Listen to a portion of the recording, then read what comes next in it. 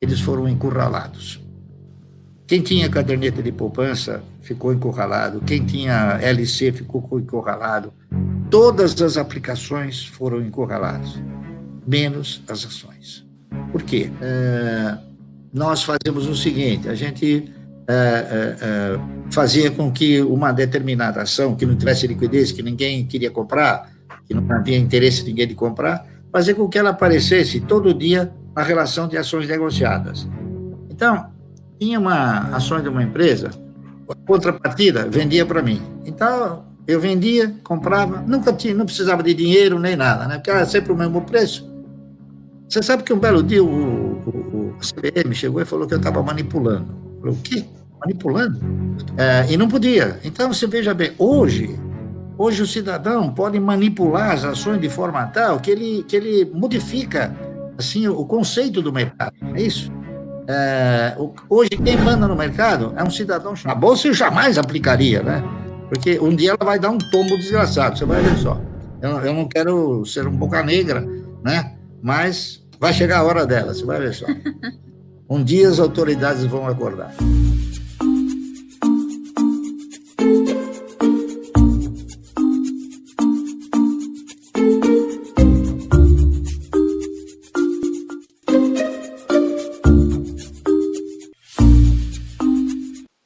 Nós tivemos inúmeros planos, não é isso? Na verdade, todos eles nunca foram verdadeiramente planos. Foram atitudes que produziram conversões. Não houve um plano de falar, não, nós vamos ajudar a indústria, nós vamos fazer isso, nós vamos reduzir o imposto, nunca. Só houveram conversões. E uma delas, que além da conversão, também houve a modificação do padrão monetário, que foi o Plano Collor, tá certo? O Plano Collor mostrou e nos colocou diante de um fato interessantíssimo. O Plano Collor, ele mudou o padrão monetário em 1989, se a memória não me trair. Isso. E o que aconteceu? Todas as pessoas que tinham recursos contabilizados em termos de padrão monetário, em moeda, tá certo? Eles foram encurralados. Quem tinha caderneta de poupança ficou encurralado, quem tinha LC ficou encurralado, todas as aplicações foram encurraladas, menos as ações. Por quê? Porque a ação, ela não é um crédito, ela é uma participação. Então, o que aconteceu? Em 1989, quem tinha dinheiro na poupança não pôde tirar, ficou bloqueado, ficou circunstancialmente quebrado. É isso? Quem tinha ações, um dia antes do plano, ele vendia as ações e recebia em cruzados. No dia seguinte, ele vendia as ações e recebia em cruzeiro. Então, as ações foram os únicos papéis que não foram assim encurralados, não foram assim alvos dessa presa que o governo fez. Então, é um mito chegar e falar que as ações não têm garantia, e não têm segurança. As ações, elas têm garantia. Qual é a garantia de uma ação? É o patrimônio da empresa. Por isso que é importante você sempre avaliar o patrimônio de uma empresa. Eu procuro sempre que for necessário, avaliar o patrimônio da empresa, como está constituído aquele ativo, não é isso? Se você pegar, vou dar um exemplo rápido, se pegar uma empresa de aviação, ela não tem nada, ela aluga os aviões, tá certo? Só que o patrimônio dela é um patrimônio, assim, instável, é um patrimônio que não brilha, tá entendendo? Não tem fundamentos. Ao passo que, por exemplo, se você pegar, até eu brinco de vez em quando, a pessoa fala, pô, mas você não investe em imóveis? Eu falo, quem te falou que eu não invisto? Poxa vida, eu invisto mais do que qualquer um. Como assim? Pô, eu tenho ações da Klabin. A Klabin tem, só uma fazenda da Klabin tem 62 quilômetros de comprimento por 57. Eu acho que eu invisto em imóveis. Isso é uma brincadeira, claro, né? Mas eu quis dizer isso daí para vocês o seguinte, que as ações, efetivamente, elas te garantem para um futuro exatamente por causa disso, porque elas nunca podem ser confiscadas, tá certo? O governo tentou confiscar as ações, mas não conseguiu, porque senão ele teria feito o quê? Ele teria estatizado de uma só vez todas as empresas. E isso é uma coisa que, se o Collor tivesse feito, ele não teria mais um dia de governo, tá certo?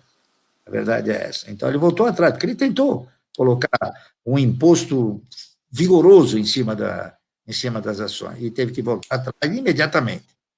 Então, o que eu quero dizer para vocês é o seguinte: eu sempre estimulei minha filha a fazer algo que, lamentavelmente, o governo não faz, que é o quê? Que é mostrar para as pessoas que elas têm que ter o quê? Elas têm que ter uma cultura de investimento.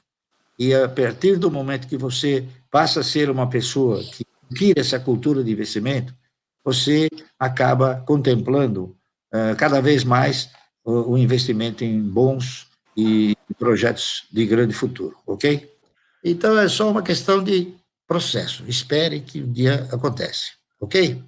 O Barsi, e o senhor falou uma coisa muito interessante, o senhor contou desde a história lá de quando o pregão acontecia por chamada. Eu cheguei a pegar no meu início o pregão de viva voz ainda da Bovespa, e o que é interessante disso, que eu achei muito assim, são duas coisas. Primeiro, o mercado mudou totalmente a forma que ele funcionava, que ele operava, tecnologia nova vindo, mas ter método e ter um método vencedor continua sendo a coisa prioritária para você construir patrimônio.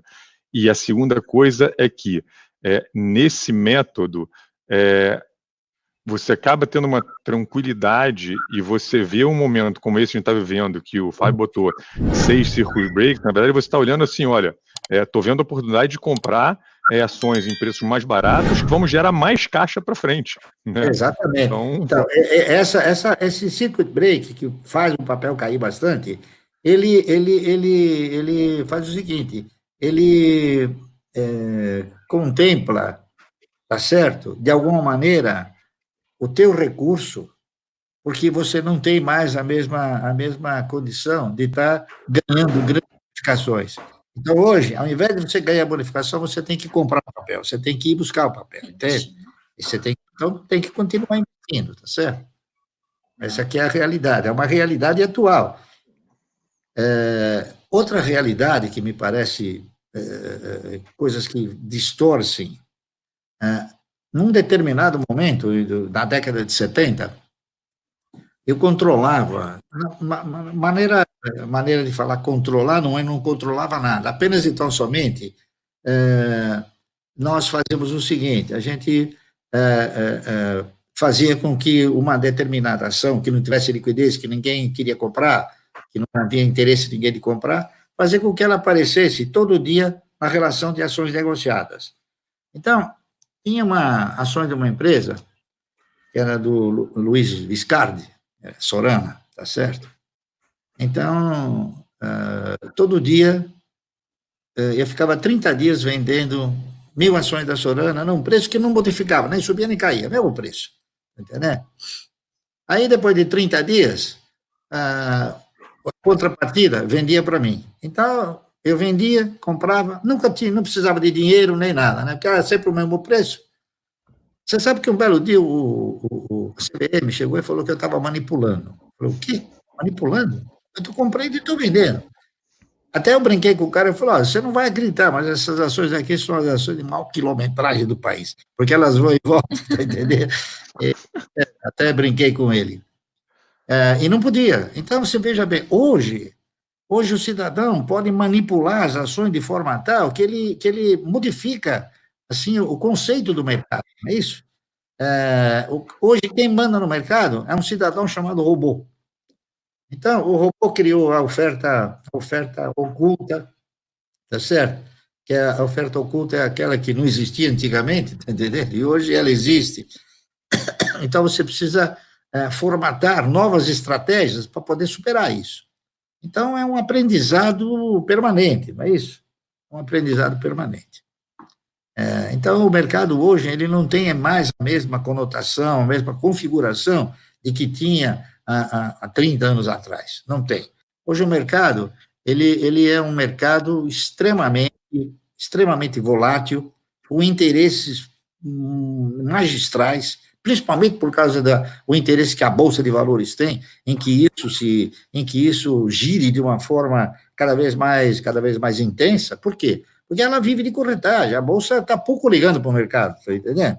E com isso, foi gerando o quê? Foi gerando uma indisposição, um clima negativo, que ao longo de 1, 2 ou 3 décadas, fez com que as próprias empresas de capital aberto se desinteressassem por terem negócios no mercado de valores, porque perdeu a sua essência.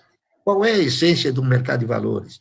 É produzir a capitalização da empresa, não virar uma roleta, como está uma roleta hoje, tá certo? Essa aqui é a verdade. Então, eu nunca falei mal da Bolsa, ao contrário, eu privilegio sempre o mercado. E o mercado, infelizmente, cada vez que você vai falar bem do mercado, você é obrigado a falar mal da Bolsa. Por isso que, às vezes, o cidadão fala para mim, você está aplicando os teus recursos da Bolsa? Eu falo, não, eu aplico em empresa. Na Bolsa eu jamais aplicaria, né? Porque um dia ela vai dar um tombo desgraçado, você vai ver só. Eu não quero ser um boca negra, né? Mas vai chegar a hora dela, você vai ver só. Um dia as autoridades vão... É muito importante você se inscrever no canal, porque ele representa a nossa voz, tá entendendo? Nós não temos uma didática tão fundamental e tão objetiva como tem aí o canal. E o canal, ele é um órgão de divulgação que procura não adivinhar, mas transmitir aquilo que realmente é importante que os senhores saibam para se conduzirem de uma forma positiva no mercado de valores.